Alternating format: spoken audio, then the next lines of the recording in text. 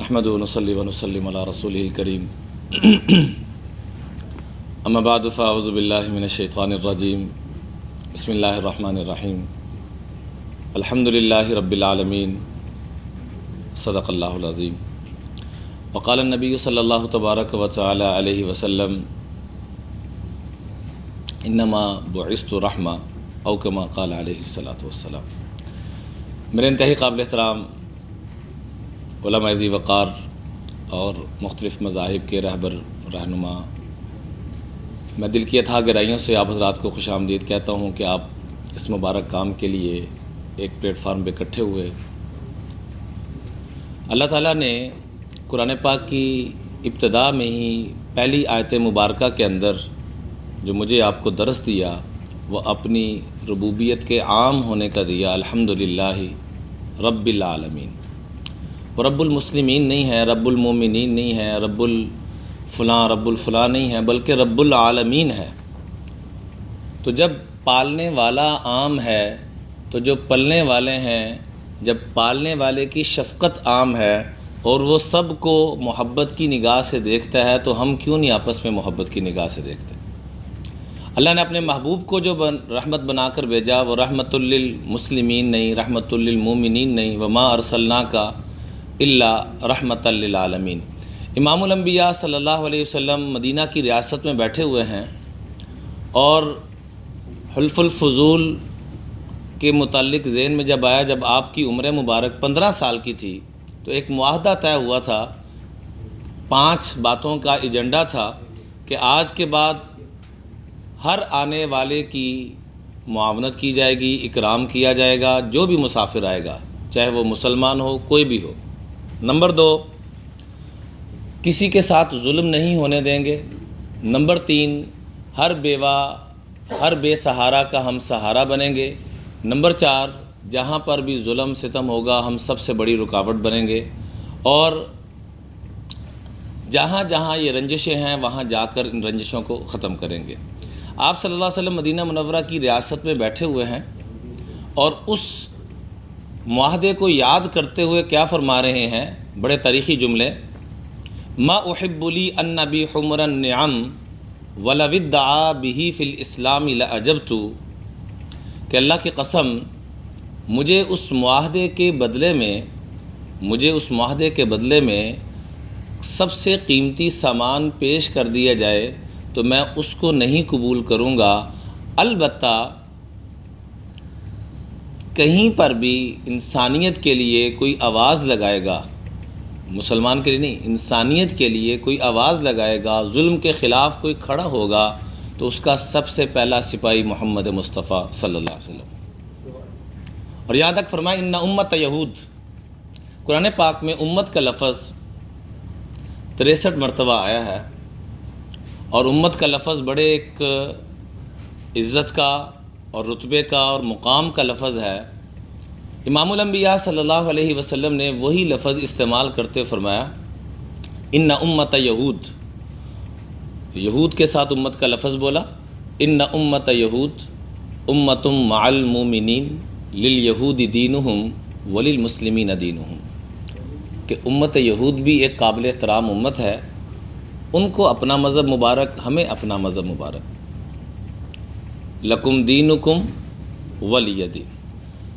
تو گزارش یہ ہے کہ اختلاف رائے حضور صلی اللہ علیہ وسلم کے دور میں جب عیسائی موجود، یہودی موجود، منافق موجود، اتنی بڑی ہستی جیسے بھی قبلہ ڈاکٹر صاحب فرما رہے تھے کہ یہ چیزیں ختم نہیں ہو سکتی، نظریاتی اختلاف، مذہبی اختلاف، لیکن اس کا مطلب یہ نہیں ہے کہ ہم اٹھ کے ایک دوسرے کی گردنیں اتارنا شروع کر دیں، ہم ایک دوسرے کی حقارت دل میں لانا شروع کر دیں۔ حدیث پاک میں آتا ہے بحسب امرئ من الشر ان يحقر اخاه المسلم، انسان کی تباہی اور بربادی کے لیے اتنا ہی کافی ہے کہ وہ دوسروں کی حقارت اپنے دل میں لے آئے۔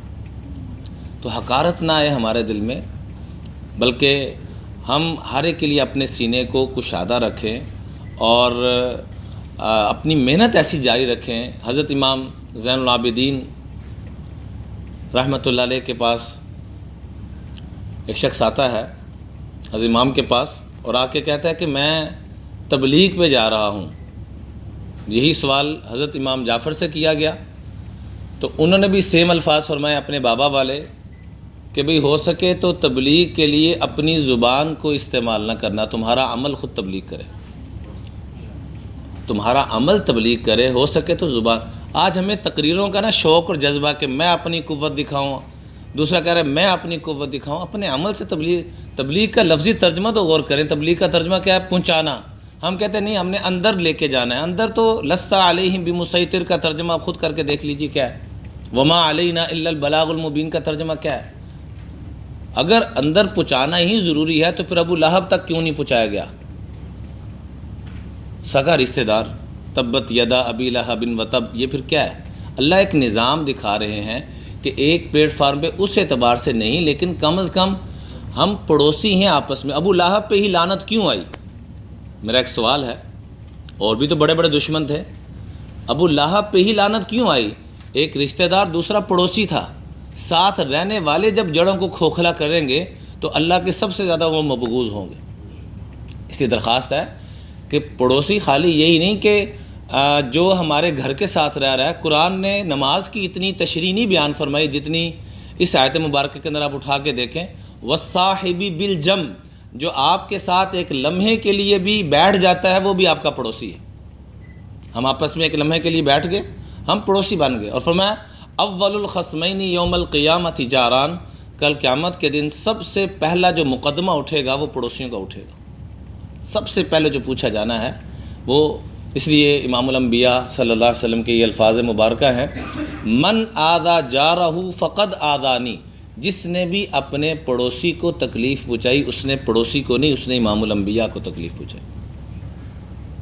ہم امام الانبیاء صلی اللہ علیہ وسلم کی گستاخی کا خدا نخواستہ کوئی معاملہ بنتا ہے تو سب روڈ پہ آ جاتے ہیں تحقیق کیے بغیر کہ گستاخی ہوئی بھی ہے کہ نہیں، ٹھیک ہے، لیکن یہ کنفرم گستاخی ہے کہ جو کسی بھی اپنے ساتھ رہنے والے کو تکلیف پہنچا رہا ہے، حضور کی صحیح حدیث مبارکہ ہے، آپ نے فرمایا وہ اس کو نہیں، وہ مجھے تکلیف پہنچا رہا ہے۔ اس پہ کوئی بھی کھڑا ہونے کے لیے تیار نہیں۔ میں چونکہ پورے پاکستان کی جیل خانہ جات میں جاتا ہوں تو لاہور کی ایک بڑی مشہور جیل ہے کوٹ لکھپت جیل، وہاں میرا بیان تھا تو سپرڈنٹ جیل کے پاس جب آ کے بیٹھے فارغ ہو کر تو مجھے کہنے لگے آپ کو ایک عجیب بات بتاؤں کہ آج مذہب کے نام پر کیا کچھ ہو رہا ہے۔ میں کہا جی بتائیے، نام لینا مناسب نہیں اس شخصیت کا۔ چند روپوں کی پراپرٹی کے لیے ایک آدمی کے اوپر گستاخ رسول کا فتویٰ لگوایا اس نے، اور جب اندر گیا تو وہاں ایک آدمی کو سزائے موت کا فیصلہ سنایا جا چکا تھا۔ اس نے کہا میں نے مرنا تو ہے، یہ مرتے مرتے میں کیا بن جاؤں، غازی بن جاؤں، کیا بن جاؤں، نہیں اگلے کو بھی کچھ کر کے میں بھی ذرا غازی میں میرا بھی نام شمار ہو جائے نا۔ اس کو سزائے موت ہونے والی تھی، اور وہ بندہ آیا گستاخ رسول پہ جس کا فتویٰ لگایا گیا، فتویٰ بھی نہیں اخبار میں ایسے جھوٹے دے دیا، علماء کرام ایسا غلط فتویٰ کہاں دیں گے، اخبار میں ان کا ہاتھ پڑتا تھا تو انہوں نے وہ والا معاملہ کر دیا، جھوٹی خبر لگا دی تحقیق کیے بغیر۔ اب اس آدمی کو جذبہ ایمانی جو کہ جہالت کی بنیاد پہ تھا، اس نے آ کر اس آدمی کو کہا میں تو مر رہا ہوں، پھانسی پہ چڑھنا ہی ہے، تو میں کیوں نہ یہ نیک کام کرتا چلا جاؤں، تو اس آدمی کو اس نے قتل کر دیا۔ بعد میں پتہ چلا کہ اس کے کسی خواب و خیال میں بھی نہیں تھا کہ گستاخی کرنا یا ایسے الفاظ بولنا، لیکن میرے عزیزو وہ تو تحقیق بعد میں ہوگی، لیکن یہ تو کنفرم بات ہے کہ اللہ کے محبوب نے فرمایا من آذا جارہ فقد آذانی، جو بھی اپنے ساتھ رہنے والوں کو اذیت پہنچا رہا ہے وہ اس کو نہیں، وہ مجھے پہنچا رہا ہے۔ اور اللہ تعالیٰ صحیح حدیث ہے، بخاری کی روایت ہے، کل قیامت کے دن فرمائیں گے عبدی مرضت فلم تعودنی، میرے بندے میں مریض تھا، میں بیمار تھا تو میرا پتہ لینے کے لیے کیوں نہیں آیا، شکوہ کریں گے تو انسان کہے گا کیف اعودک وانت رب العالمین، اے اللہ آپ تو رب العالمین، میں آپ کا پتہ لینے کے لیے کیسے آتا؟ تو اللہ تعالیٰ فرمائیں گے ان عبدی فلان، یہ نہیں کہا کہ مسلمان میرا بندہ، میرا فلاں بندہ بیمار ہوا تھا، لو عدتہ لوجدتنی، اگر تو اس کا پتہ لے لیتا تو گویا کہ میرا پتہ لے لیتا۔ میں بھوکا تھا تو نے مجھے کھانا نہیں کھلایا، میں پیاسا تھا تو نے مجھے پانی نہیں دیا، مجھے کپڑے کی ضرورت تھی تو نے مجھے کپڑا نہیں پہنایا، تو یہی ہر ایک سوال کے بدلے میں جواب ہوگا۔ اس لیے آخر میں ایک حدیث عرض کر کے اجازت چاہوں گا۔ اللہ کے محبوب صلی اللہ علیہ وسلم نے فرمایا کہ مومن کے اندر 5 خوبیاں یقیناً ہوں گی، خمس لا تکون فی المنافق، منافق میں نہیں آ سکتی، کمزور ایمان والے میں نہیں آ سکتی، مومن میں کنفرم ہوں گی۔ سب سے پہلی بات فرمائی الفقہ فی الدین، وہ دین کو مستقل سیکھتا رہے گا۔ دوسرے نمبر پہ فرمایا الورع باللسان، اس کی زبان سے کبھی بھی کسی کو تکلیف نہیں پہنچے گی۔ اہل بیت اعظام اور صحابہ کرام یہ قسمیں کھا کے کہا کرتے تھے کہ اللہ کی قسم آج تک میری زبان سے کسی کو تکلیف نہیں پہنچی۔ ہم قسم کھا کے کہہ سکتے ہیں کہ آج تک میری زبان سے بچا کوئی نہیں۔ وہ قسم کھا کے کیا کہتے تھے؟ ما آذیت احدا بلسانی، رب کعبہ کی قسم آج تک میری زبان سے کسی کو اذیت نہیں پہنچی۔ ہم قسم کھا کے کیا کہہ سکتے ہیں؟ بچا کوئی نہیں ہم سے۔ میرا ایک جگہ بیان تھا ایسے بین مذاہب کے اعتبار سے، تو میں نے کہا ہم نے امت کو خاک جوڑنا ہے، آج میاں بیوی آپس میں جڑنے کے لیے تیار نہیں ہے۔ میں ہاتھ جوڑ کے درخواست کروں گا کہ ہم جتنے بھی جھنڈے لے کے آئے ہوئے نا، یہ جھنڈے بھی اور جھنڈے بھی، وہ 1 منٹ کے لیے سائڈ پہ کر دیں، کم از کم آپس میں گھروں میں محبت تو قائم کریں۔ آج ہمارے گھروں میں جو اپنی بیوی بچوں کو لے کے نہیں چل پا رہا، وہ اپنے مذہب کو یا اپنے فرقے کو کیا لے کے چلے گا؟ تو اپنے گھروں میں محبت، باہر بڑے محبتوں کے دعوے اور گھر میں نفرت، یہ کیا مذہب کی یا دین کی خدمت کرے گا؟ تو بہرحال پہلی صفت الورع الفقہ فی الدین، دین کا طالب علم ہوگا۔